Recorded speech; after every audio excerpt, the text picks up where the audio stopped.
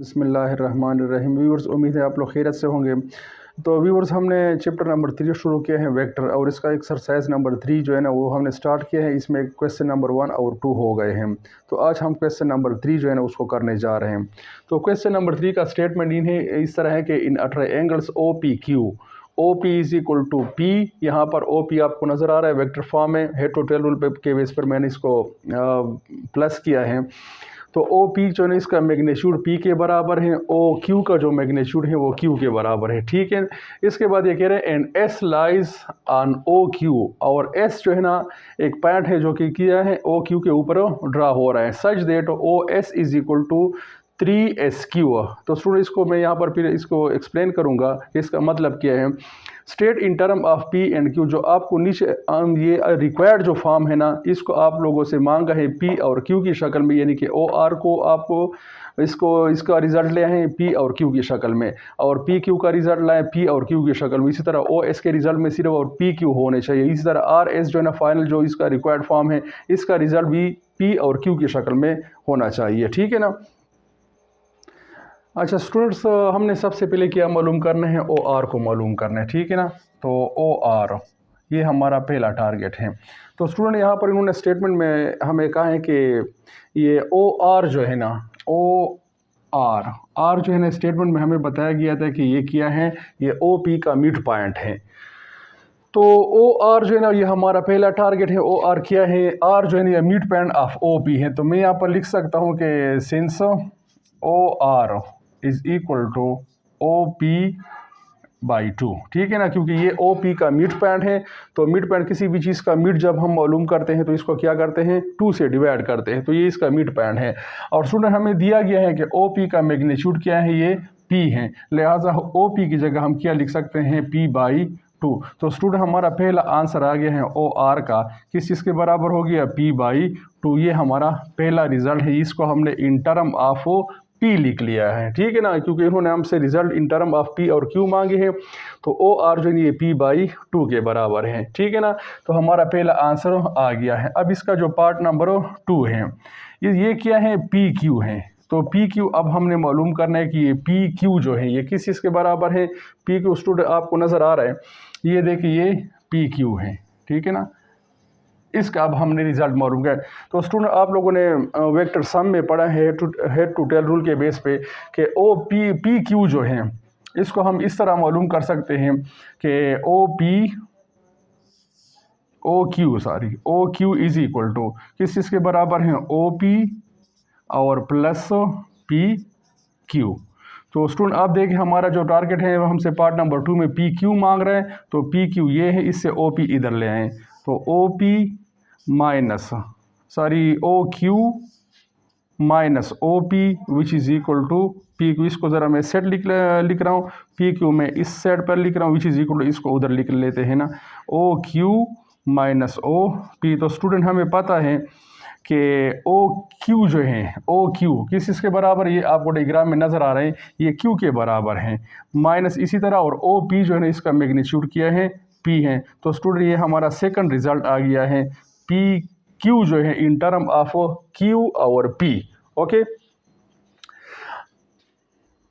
अच्छा तो स्टूडेंट अभी हमने क्या मालूम करा, अभी हमने ओ एस को मालूम करना है। तो स्टूडेंट हमें बताया गया था कि ओ एस जो है ना वो क्या है, एस जो है ये ओ क्यू के ऊपर है। ठीक है ना। तो ये कहाँ पर वाक़ होता है उसके लिए आप यहाँ पर ज़रा देखिए इसको, ये ओ एस, इसके लिए हमें ये हिंट्स दिया गया है, O S is equal to किस चीज़ के बराबर है, 3SQ के बराबर है। तो इसको स्टूडेंट मैं इस तरह लिख सकता हूँ कि O S divided by S Q which is equal to 3, यहाँ पर 3 रह गया, 3 को मैं यहाँ पर स्टूडेंट इस तरह भी लिख सकता हूँ। ठीक है ना। तो इसको अगर हम रेशो में लिखे स्टूडेंट, हमें पता है कि ए रेशो बी किस चीज़ के बराबर है, ये ए बाई बी के बराबर है। ठीक है ना, लिहाजा हम ए बाई बी को किस तरह लिख सकते हैं, ए रेशो बी फॉर्म में लिख सकते हैं।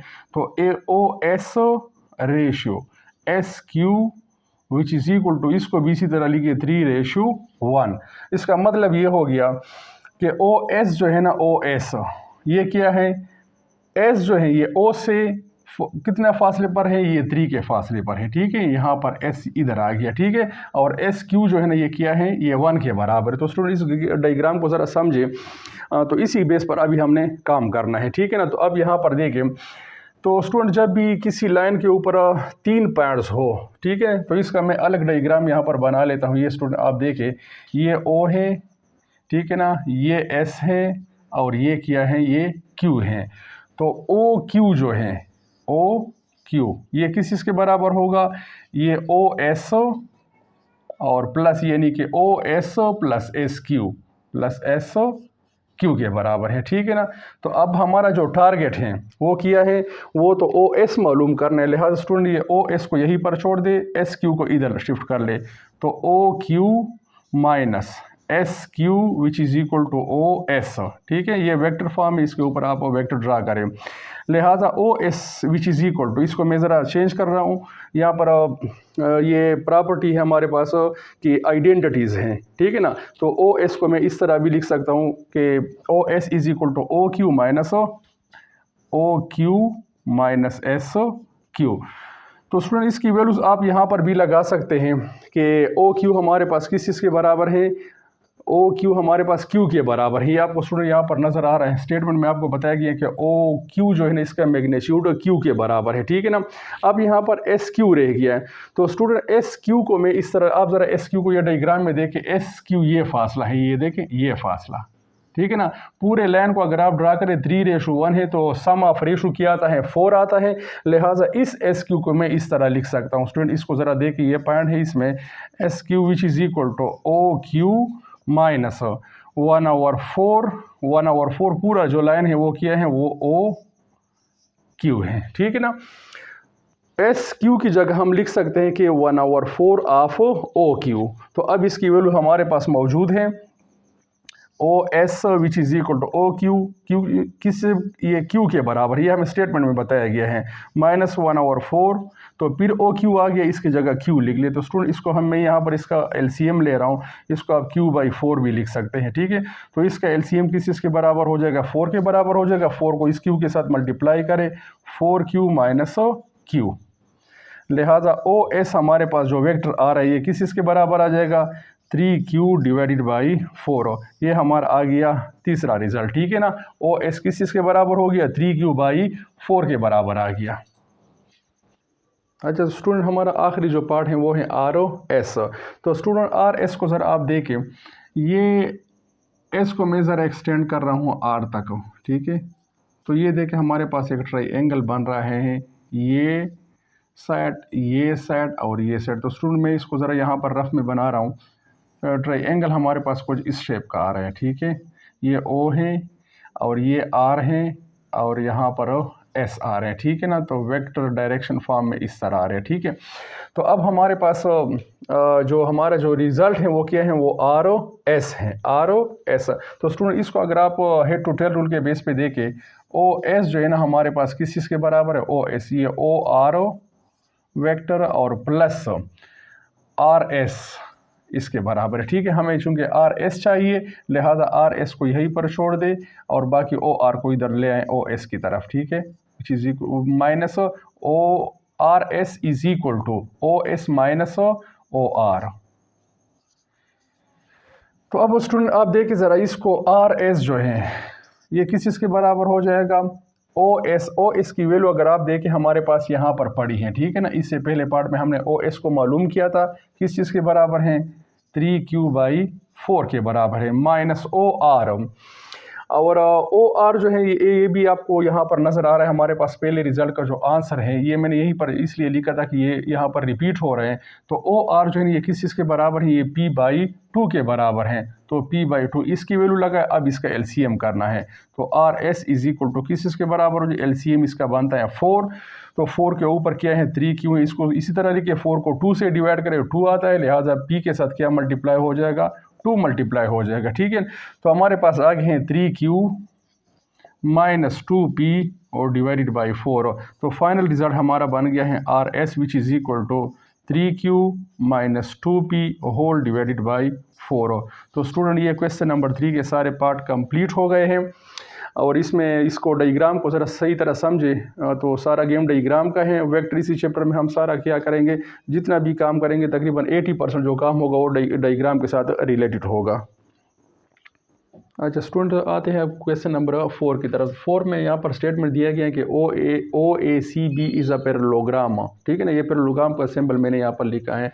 विद ओ ए जो साइड है इसका मैग्नीट्यूड ए के बराबर है। ओ बी का जो मैग्नीट्यूड है ना, ओ बी ये किसके बराबर है, बी के बराबर है। अच्छा, ए C is extended to D. तो ए सी जो है ना, इसको हमने क्या कर लिया, ए सी को हम एक्सटेंड कर लेते हैं। ये देखें, ये ए सी है यहाँ तक पैरेललोग्राम का सेट, तो इसको अब हम एक्सटेंड करते हैं, ठीक है, यहाँ तक डी तक हम। अच्छा, इसके लिए हमें एक यहाँ पर कंडीशन दिया गया है कि A C is equal to C D. तो स्टूडेंट इस स्टेप को ज़रा यहाँ पर आप देखें, इसको मैं इस तरह लिख सकता हूँ कि ए सी और C D magnitude which is equal to 2 के नीचे हम 1 लिख सकते हैं। तो स्टूडेंट मैं इसको अगर रेशियो में लिखूँ तो A C ratio C D which is equal to 2:1। इसका मतलब ये होगा कि ए सी जो है ना, इसका मैग्नीट्यूड क्या आ रहा है, ये ए सी का ये 2 आ रहे हैं रेशो फॉर्म में, और सी डी का क्या आ रहा है, 1 आ रहा है। ओके, अच्छा अब हम आते हैं सोल्यूशन की तरफ। तो देखिए ये ए सी डी ये बिल्कुल इस तरह स्ट्रेट लाइन में है, ठीक है ना। ये ए है, यहाँ पर सी है और इधर क्या है, डी है। तो स्ट्रेट पॉइंट में आप लोगों ने पढ़ा है कि किसी भी लाइन के ऊपर जब 3 पॉइंट आ जाए ना, तो उसका जो हम रूल लिखते हैं वो इस तरह लिखते हैं कि A D is equal to A C और प्लस सी डी। क्लियर है। अच्छा स्टूडेंट, हमारा टारगेट क्या है, वो ए डी है। तो इसको मैं लिख सकता हूँ कि A D which is equal to A C. अब ए सी को आप देखिए, ए सी किसके बराबर है, ए सी हमें दिया गया है, ये यहाँ पर भी आप इसको डायग्राम से मैच कर सकते हैं। ये ए बी किसके बराबर है, ए सी ये बी के बराबर है, किसके बराबर है, बी के बराबर है। तो आप कहते हैं कि ये तो स्टेटमेंट में दिया गया भी नहीं, नहीं ये पैरेललोग्राम है, पैरेललोग्राम में हमें ओ बी दिया गया है, ठीक है ना। ये साइड पैरेललोग्राम में और ये साइड आपस में चूंकि क्या होते हैं, पैरेलल होते हैं, हमें ओ बी दिया गया, तो ओ बी से हम मालूम कर सकते हैं कि ए सी जो है ना, इसका मैग्नीट्यूड भी बी के बराबर होगा, और ओ ए जो है ना, इसका मैग्नीट्यूड ए है, लिहाजा चूंकि पैरेललोग्राम है, लिहाजा सी डी का जो मैग्नीट्यूड होगा वो क्या होगा, वो भी ए होगा, क्योंकि अपोजिट साइड क्या होते हैं, पैरेललोग्राम, ये आपस में पैरेलल होते हैं, नाम से ज़ाहिर है पैरेललोग्राम, ठीक है ना। तो ए सी की जगह मैं क्या लिख सकता हूँ, बी लिख सकता हूँ, ठीक है ना, प्लस। अच्छा इसके बाद सी डी आ रहा है, सी डी। तो सी डी को अगर आप देखें, सी डी ये देके लिखा हुआ है, ठीक है ना, ये सी डी किसके बराबर आ जाएगा, सी डी को अगर आप यहाँ पर देखें, सी डी ये है, ठीक है। तो सी डी की जगह मैं फिर लिख सकता हूँ कि A C by 2, A C by 2 लिख सकता हूँ, ठीक है ना। तो इसको अगर आप इस तरह स्टूडेंट देखें कि A C is equal to C D by 2, तो यहाँ पर इसका ये मौजूद है, मैंने पूरा डिटेल इसका यहाँ पर लिखा हुआ है, तो इससे आप इसको क्या कर सकते हैं, मैच कर सकते हैं। तो ए डी हमारे पास आ जाएगा which is equal to B और प्लस फिर ए सी आ रहा है, और फिर ए सी किसके बराबर है, बी के बराबर है, तो बी बाई 2 आ जाएगा। तो A D which is equal to L C M इसका कर लेते हैं, 2 एल सी एम हो गया, तो 2b plus B which is equal to 3b by 2। लिहाजा हमारा इसका जो पहला आंसर है इस क्वेश्चन का ए डी, तो ये किसके बराबर हो गया, 3b बाई 2 के बराबर हो गया, ठीक है। अच्छा स्टूडेंट, हमारा जो दूसरा पार्ट है वो क्या है, वो ओ डी को मालूम करना है। तो स्टूडेंट आप देखिए, ये आपको ओ डी नज़र आ रहा है, ठीक है, ये ओ डी ये है, ठीक है ना। तो इसको अगर आप देखिए, मेरे मार्कर को देखिए, ये और ये साइड है, ठीक है, ये एक ट्रायंगल बन रहा है। मैं यहाँ पर इसको ज़रा अलग बना रहा हूँ, ये देखिए ये, ठीक है। तो ये ओ, ये ए और ये डी है, ठीक है। स्टूडेंट ये साइड जो है ना, ये ए के बराबर है और ये बी के बराबर, ये आपको पता होना चाहिए, ठीक है, ये डी है। तो हेड टू टेल रूल के बेस पर हम लिख सकते हैं कि since we know that O D जो है, ठीक है ना, which is equal to O A vector और प्लस ए डी वेक्टर, ठीक है ना, ए डी वेक्टर। तो O D which is equal to O A किस चीज़ के बराबर, आपको यहाँ पर स्टूडेंट नज़र आ रहा है कि ये किस चीज़ के बराबर है, ए के बराबर है। और ए डी इससे पहले हमने पार्ट नंबर 1 में कर लिए हैं, जिसका रिजल्ट ये मौजूद है। तो ये किस चीज़ के बराबर है, 3b/2 के बराबर है। लिहाजा हमारे पास ओ डी आ जाएगा, एलसीएम कर लेते हैं, 2 एलसीएम हो गया तो 2a और प्लस 3b। तो स्टूडेंट ये हमारा आ गया है दूसरा रिज़ल्ट, ठीक है ना। ओ डी किस इसके बराबर हो गया, 2a + 3b whole divided by 2 के। अच्छा स्टूडेंट, अब आते हैं इस क्वेश्चन नंबर 4 का जो आखिरी पार्ट है, बी डी। तो स्टूडेंट आपको इस डायग्राम में आपको ये बी डी नज़र आ रहा है, ठीक है ना। और इसमें हम ट्राइंगल यूज़ करेंगे बी सी डी। तो मैं यहाँ पर लिखता हूँ कि in triangle B C D we have that, ठीक है ना।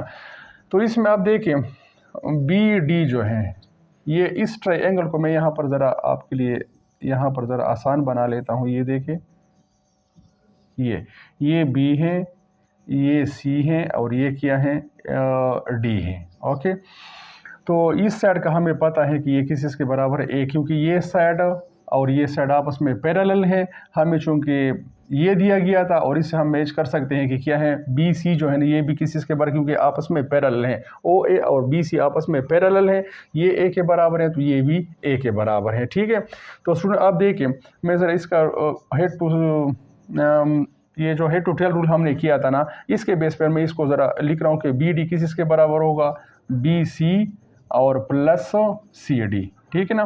तो अब आप देखिए B D which is equal to B C, फिलहाल मैं इसी तरह लिख रहा हूँ, प्लस सी डी को आप देखिए स्टूडेंट, सी डी को ये जो गिवन एक कंडीशन इन्होंने हमें दिया था, यहाँ से हम इसको लिख सकते हैं कि यहाँ पर देखिए student, since we know that A C is equal to 2CD, ठीक है ना। तो फिर सी डी किस चीज़ के बराबर आएगा, C D which is equal to AC/2, ये 2 यहाँ पर आ गया, ठीक है। यहाँ पर मल्टीप्लाई है, इधर आके क्या हो गया, ये डिवाइड हो गया। तो इसकी जगह स्टूडेंट मैं लिख सकता हूँ सी डी की जगह कि AC/2। ओके, अब हमारे पास कुछ वैल्यूज़ मौजूद हैं प्रीवियस रिजल्ट के। बी सी किस चीज़ के बराबर है, बी सी का आप स्टूडेंट देखिए, ये बी सी, ये देखें। तो यहाँ पर आप लिख सकते हैं कि बी सी जो है ना, ये किस चीज़ के बराबर है, ये ए के बराबर है, प्लस और AC/2। तो स्टूडेंट AC/2, ए सी को अगर आप देखें, ये देखें, ये ठीक है ना, किस चीज़ के बराबर है, बी के बराबर है। ओके, ए सी बी के बराबर, क्यों बी के बराबर, क्योंकि ये ओ बी का पैरेलल है और ओ बी हमें दिया गया है कि बी के बराबर है, लिहाजा ये भी बी के बराबर होगा। तो स्टूडेंट मैं ए सी की जगह लिख सकता हूँ बी और डिवाइडेड बाई उसी तरह 2 मैंने लिख लिया। तो स्टूडेंट हमारे पास बी डी आ गया है। अब इसका एलसीएम कर लेते हैं, 2 एलसीएम हो गया तो ये आ जाएगा 2a + b, क्या आ गया, 2a + b। और ये स्टूडेंट हमारा आ गया है फाइनल आंसर, ठीक है। तो स्टूडेंट ये एक्सरसाइज 3.1 के क्वेश्चन नंबर 1, 2, 3 और 4 जो है ना, वो हमारे पास कंप्लीट हो गए हैं। अब इसके बाद जो अगले क्वेश्चन आ रहे हैं, क्वेश्चन नंबर 4 और क्वेश्चन नंबर 6, वो इंशाल्लाह हम अगले वीडियो में करेंगे, ठीक है। ओके, अल्लाह हाफिज़।